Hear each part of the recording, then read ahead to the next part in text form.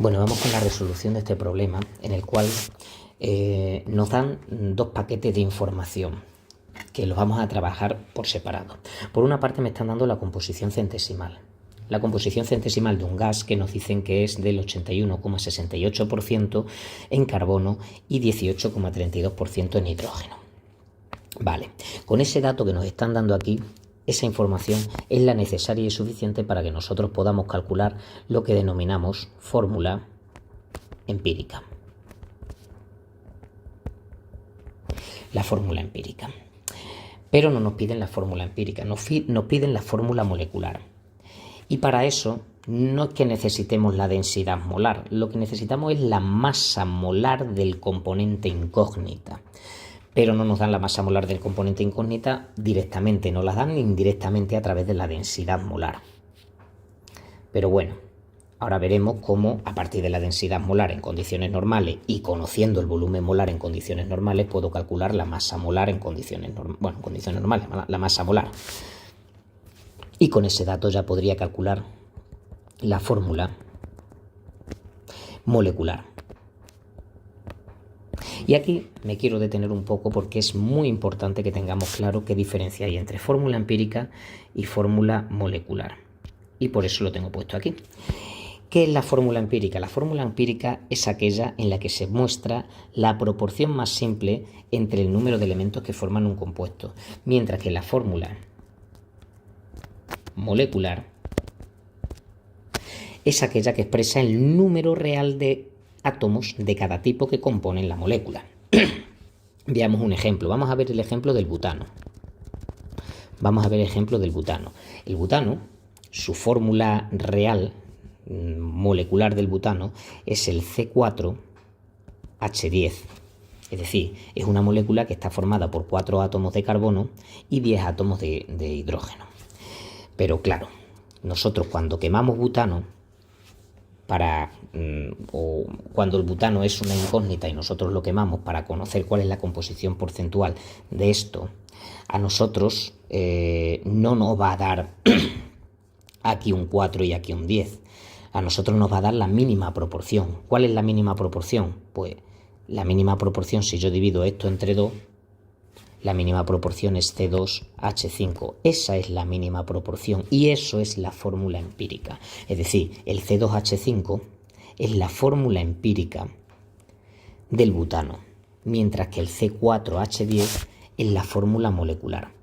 Fórmula empírica porque muestra la proporción más simple entre el número de elementos que forman ese compuesto butano, y la fórmula molecular, esta que tenemos aquí, expresa el número real de átomos de cada tipo que compone la molécula, porque la molécula está compuesta por 4 átomos de carbono y 10 átomos de hidrógeno. Bien, pues esto simplemente es para conocer cuál es la diferencia entre fórmula molecular y fórmula empírica. Bien, ahora vamos con el problema. Nos están dando una composición centesimal en porcentaje.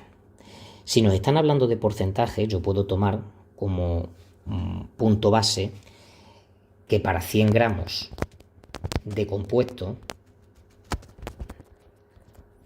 de ese compuesto, de ese gas, de ese compuesto gas, pues 81,68 gramos van a ser de carbono y 18,32 gramos van a ser de hidrógeno. Hasta aquí bien. Pero claro, esto para la composición centesimal, que hace referencia a las masas, está muy bien, pero nosotros no queremos una composición centesimal, lo que queremos pasar es esa composición centesimal a una relación de de átomos. Entonces, para ello, lo primero que necesitamos es pasar los gramos de carbono, los vamos a pasar a moles. Gramos de carbono los pasamos a moles. Un mol son 12,01 gramos de carbono. Y los del hidrógeno igual. Los gramos de hidrógeno los pasamos a moles. Un mol son 1,01. Estos datos que acabo de poner así rápidamente no los tendrían que dar en el problema o los tendríamos que buscar en la tabla periódica. No tenemos por qué saberlos, aunque con el tiempo te los terminas aprendiendo. Entonces, 81,68 dividido 12,01, eso nos queda 6,80 y después viene un 0 y un 9, vale, 6,80.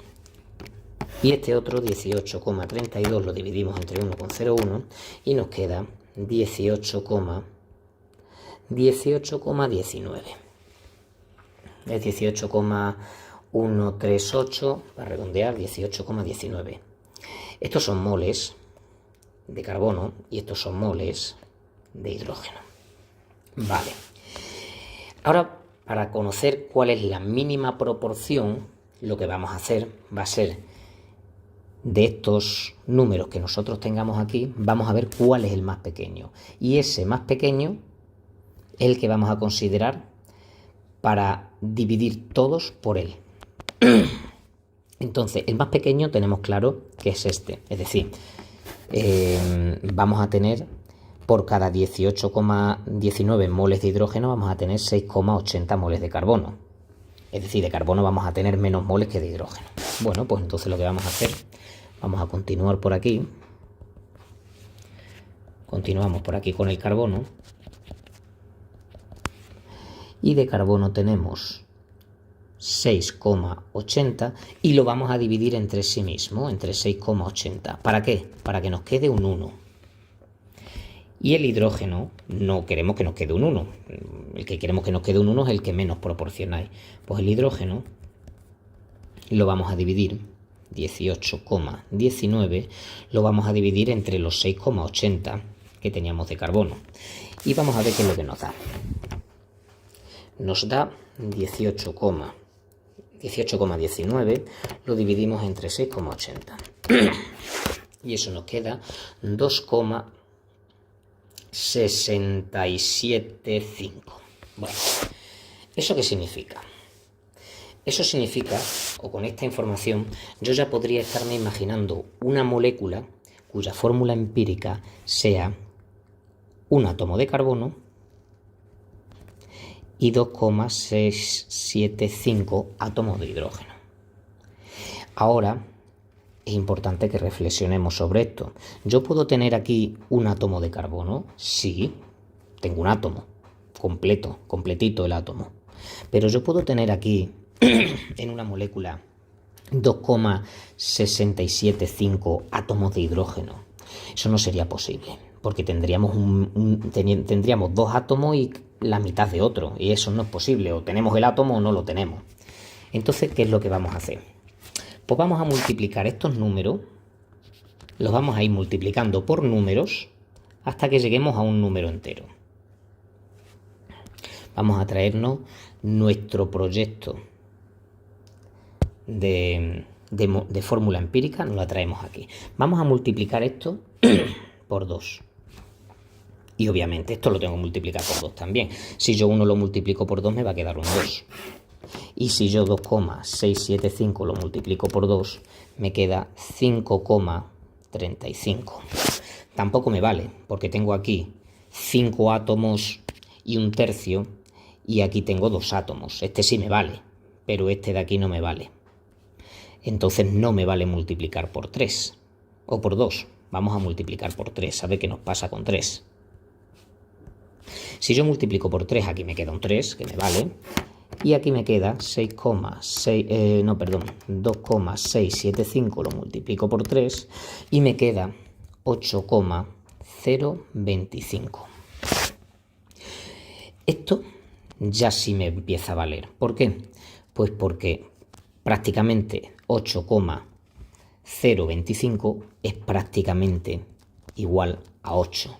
Entonces eso ya sí me vale. Me vale que una molécula, una fórmula empírica, sea C3H8.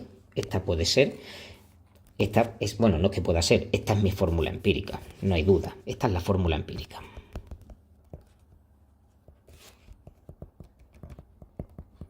Porque no puede haber una proporción más pequeña, yo no puedo dividir el 3 y el 8, no tienen divisores comunes. Entonces, ya tengo mi fórmula empírica. Y vamos a calcular, a ver cuál es la masa molar de ese compuesto, a ver si por casualidad esa fórmula empírica coincide también con una fórmula molecular. Vamos a comprobarlo. Para comprobarlo necesito, calcular la fórmula, la masa molar del C3H8,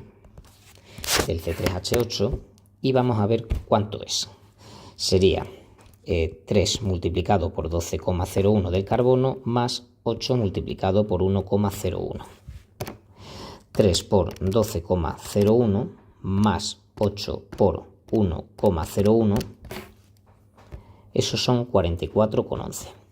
44,11 unidades de masa atómica o gramos por mol, que equivale a gramos por mol. Vale. Pues esa es la masa de mi molécula o la masa molar de ese compuesto.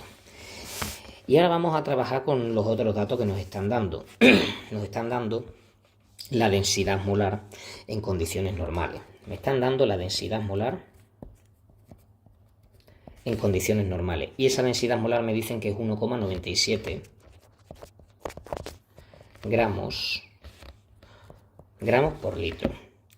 El volumen molar no me lo están dando, pero el volumen molar, si nosotros lo calculamos en condiciones normales, y aquí este libro considera condiciones normales como una atmósfera de presión y temperatura de 273,15 Kelvin, en esas condiciones, nosotros calculándolo con el P por V igual a nRT, llegaríamos a la conclusión de que el volumen molar son 22,4 litros por mol. Bueno, pues si yo sé que la densidad es la masa partido por el volumen, la densidad molar va a ser la masa molar partido el volumen molar. Y me interesa mucho la masa molar, porque conociendo la masa molar y comparándola con esta que acabamos de calcular, podemos ver si finalmente, comprobar que finalmente esa fórmula empírica que habíamos calculado antes es la fórmula molecular. Bueno, pues la masa molar es la densidad molar multiplicado por el volumen molar. La densidad molar es 1,97 gramos partido litro y el volumen molar son 22,4 litros partido mol. Litros abajo y litros arriba se van, me quedan gramos mol, perdón, porque estamos hablando de una masa molar, y 1,97 multiplicado por 22,4 nos queda, fíjate tú, 44,13 gramos por mol, que se parece mucho a este que tenemos aquí. Entonces, podemos concluir que la fórmula molecular coincide con la fórmula empírica, y es C3H8 Pro. Estaríamos hablando del propano. Y ya está. Y aquí quedaría resuelto este problema. Tiene un poquito de engorro, porque lo que hay que tener claro en este problema, lo que hay que tener claro es cómo calcular esa fórmula empírica que hemos calculado aquí. Eso es muy importante, tener claro cómo lo hemos calculado, pasando los gramos estos, pasándolos a moles, y una vez que los hemos pasado a moles, hemos dividido entre el más pequeño de todos ellos para obtener un 1 y ver el otro, a ver qué número nos daba. Si no nos da un número entero, vamos multiplicando sucesivamente hasta que nos quede un número entero. Y cuando nos quede un número entero ya tendríamos la fórmula empírica, calculamos su masa molar y vemos si coincide con la masa molar que nos da el problema, en este caso de manera indirecta. ¿Coinciden? Pues entonces ya estaría resuelto.